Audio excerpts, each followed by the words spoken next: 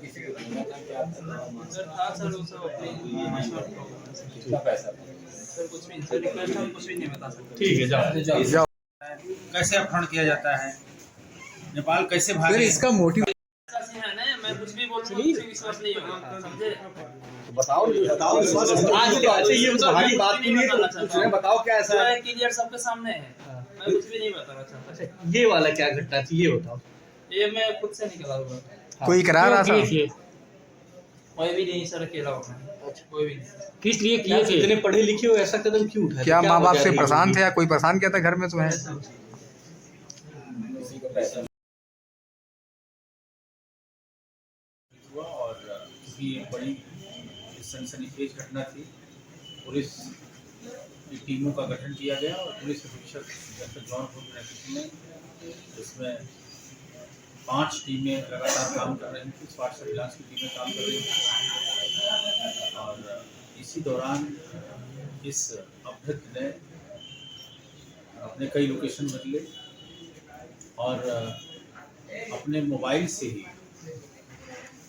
उसमें से सिम को निकालकर और वाईफाई के माध्यम से व्हाट्सएप का प्रयोग करते हुए इसने 40 लाख रुपए फिरौती की मांग की अपने घर वालों से। लगातार मैसेज किए कि अमुक स्थान पर पैसा भेजा जाए और वहाँ हमारा आदमी जाएगा, पैसा ले लेगा। और इस पर लगातार पुलिस की टीमें इसको ट्रैक करती रही और अंत में पुलिस के दबाव से इसने इसी इलाके में इसको आना पड़ा और हीरापट्टी मलेथू के पास सुवेरी में अंत में पुलिस की टीम ने इसको रिकवर कर लिया है।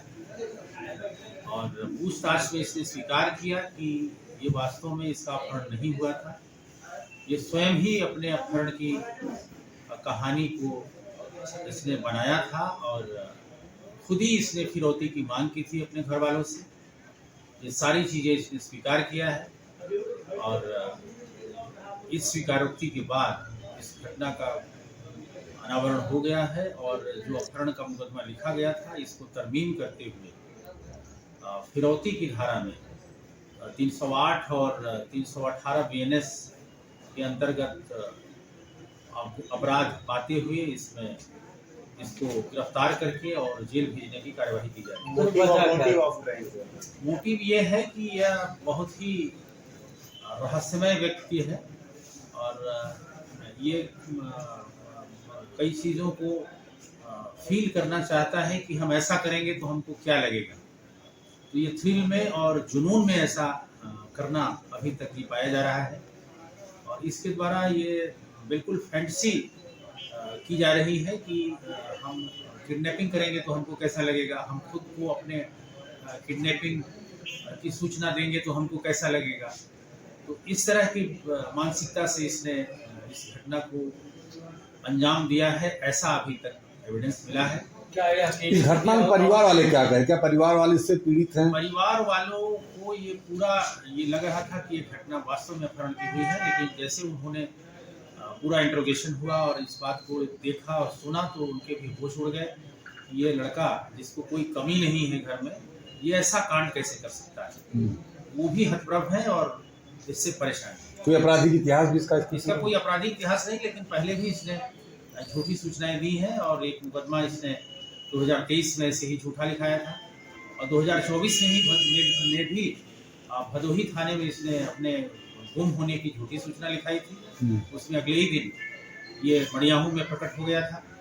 तो ये बहुत ही झूठा और बहुत ही फैंटेसी वाला इंसान है जो कई चीज़ों को कल्पना में करता है कि हम ऐसा करेंगे तो हमको कैसा लगेगा। पुलिस को कब ये लगा कि ये अपनी झूठी अपहरण की साजिश और फिरौती की साजिश? पुलिस को ये हर एंगल से पुलिस जांच कर रही थी, क्योंकि हम लोग किसी घटना को तब तक नहीं मानते जब तक कि वो अंजाम पे न पहुंच जाए। तो हम लोग ये मान के चल रहे थे कि ये घटना अपहरण की भी हो सकती है और इसी दिशा में हम लोग काम कर रहे थे। लेकिन कुछ ये लग रहा था कि कोई वास्तव में अगर रियल अपराधी होगा तो जिस तरह के मैसेज कर रहा था उस तरह के मैसेज पर हम लोग को भी ये डाउट हो रहा था। लेकिन हम लोग घटना को सही मानकर ही पूरा इस केस को हैंडल कर रहे हैं। उसके खिलाफ क्या कार्रवाई? जो अपहृत है जिसने तथाकथित अपने अपहरण की झूठी सूचना दी उसने स्वीकार किया है, फिरौती की मांग की है।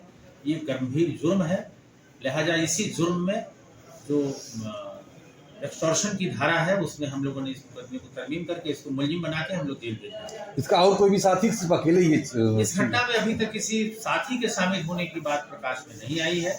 कई लोगों से इसने चर्चा की थी, उन लोगों ने इस बात को तस्दीक किया था, लेकिन इस घटना में उनके संलिप्त होने की अभी तक कोई जानकारी नहीं। और मीडिया पे एक फोटो वायरल कर सकते हैं, मीडिया पे इसका अपलोड किया गया है, तो उसका क्या था?